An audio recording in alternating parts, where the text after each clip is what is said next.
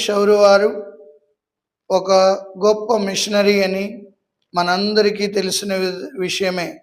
పువ్వు పుట్టగానే పరిమళిస్తుంది అన్నట్లుగా తెలివైన యువకుడు, చురుకైన యువకుడు, దేవుని సేవకు బలంగా వాడబడిన యువకుడు. ఏప్రిల్ 7, 1506 సంవత్సరంలో ఆయన జన్మించి ఉన్నారు. ప్రియులారా, ధనవంతుల కుటుంబంలో జన్మించి ఉన్నారు.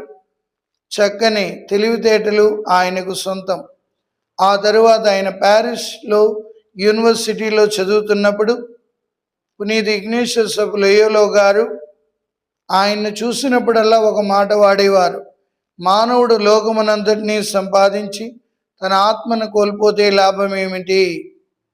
బైబిల్ ఒక వాక్యము ఆయన పదే పదే వింటూ ఆయన జీవితం మార్చివేయబడ్డది. చాలాసార్లు మనం గంటల తరబడి బైబిల్ చదువుతుంటాం, రోజుల తరబడి బైబిల్ చదువుతుంటాం. కానీ ఏ వాక్యం మనకు స్ఫురించింది, ఏ వాక్యం మన జీవితాన్ని మారుస్తుంది అనేది మనం ఒక్కసారి పరిశీలించుకోవాలి. ఇక ఫ్రాన్సిస్ షౌరు వారు నూనూగు మీసాల యవనుడు, చక్కని తెలివితేటలు గలవాడు. యవనంలో ఉన్న ఈ బిడ్డను ఇగ్నేషియస్ ఆఫ్ లోయోలా గారు కనిపించి